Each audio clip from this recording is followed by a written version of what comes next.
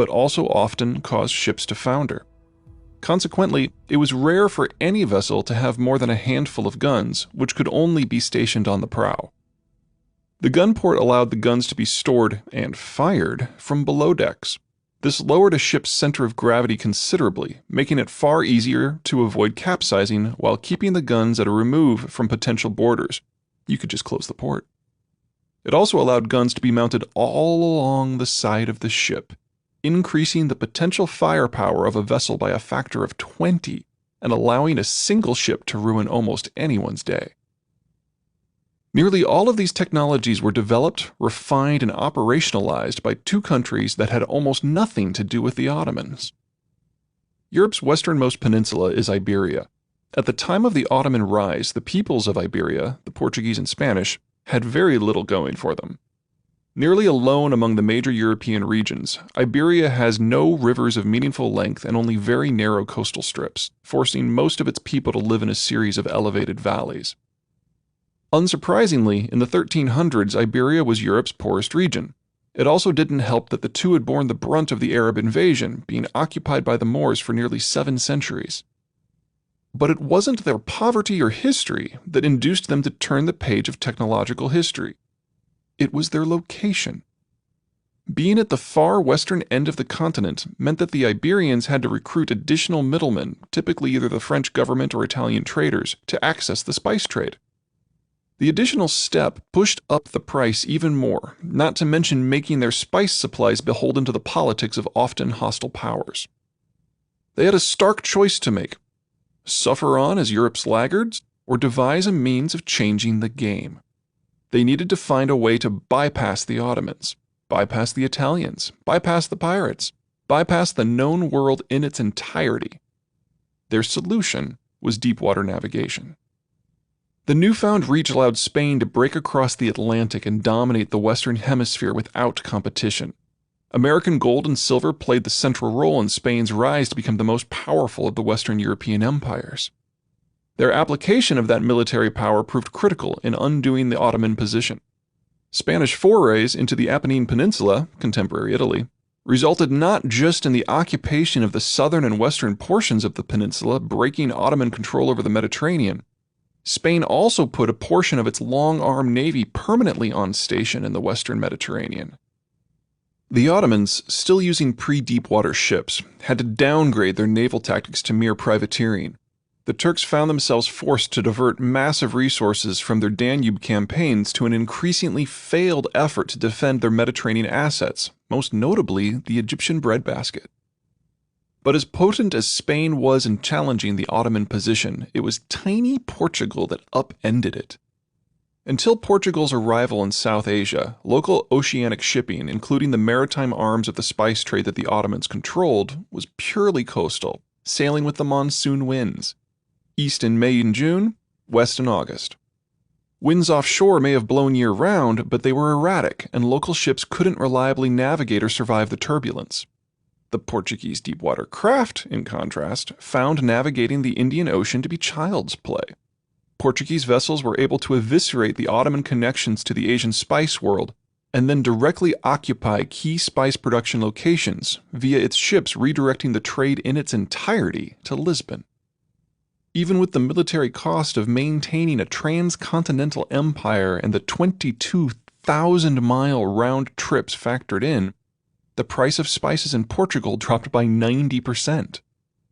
The Silk Road and its Ottoman terminus lost cohesion, and the robust income stream that had helped make the Ottoman Empire the big kid on the block simply stopped, all because of the ambitions of a country less than 1/12 its size. In one brief century, the 16th, Iberia shot forward from being Europe's laggards to its leading economic and military powers. But like the Turks before them, the Iberians' very success set events into motion that would strip them of their empires and wealth.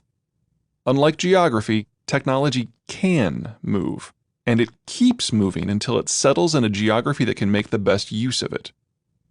Just as agriculture didn't remain hidden in Egypt, the deep-water technologies that allowed the Iberians to overturn Ottoman power diffused out of far western Europe.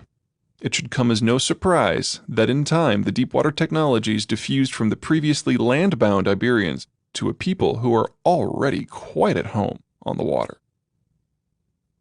Since they were islanders, it shouldn't come as a major shock that a good portion of the English knew their way around a boat. But what truly set the English apart from Europe's many other maritime cultures was the body of water those boats had to deal with. The bulk of English life resides in the southeastern quadrant of Great Britain, in the general vicinity of the Thames River. The Thames provided all of the unification and local trade opportunities of Europe's other rivers, but it empties into the North Sea, one of the world's most dangerous bodies of water, frigid, tidal extreme, and storm-racked. There is no day where you dare bring your B game on the North Sea. As the Spanish discovered in 1588 when it wrecked over half their armada in their failed invasion of England.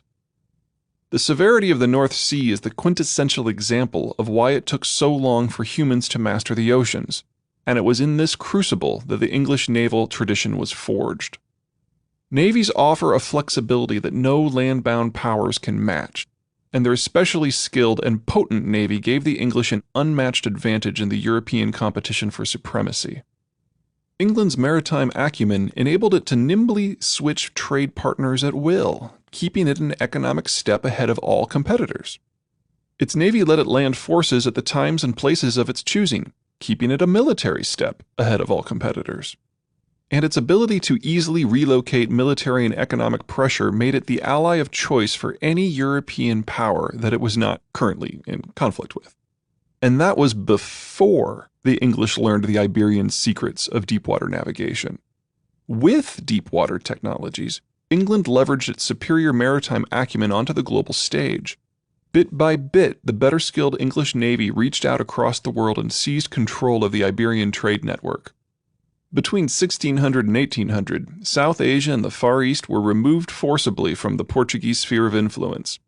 English colonies steadily supplanted their competitors at key locations in Gambia, Nigeria, South Africa, Diego Garcia, India, Singapore, and Hong Kong, relegating the time of Portuguese greatness to history.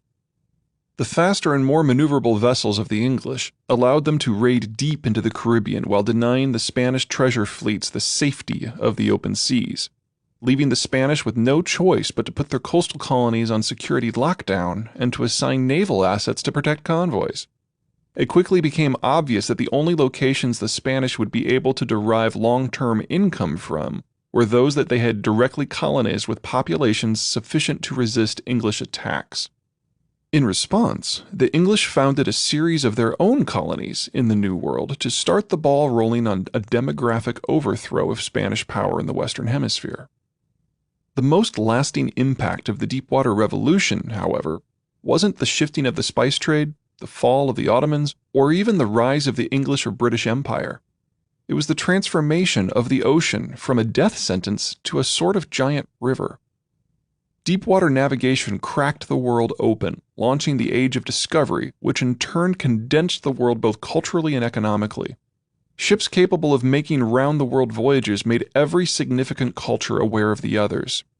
Those ships' cargo capacity enabled every previously sequestered river valley to trade with all of the others.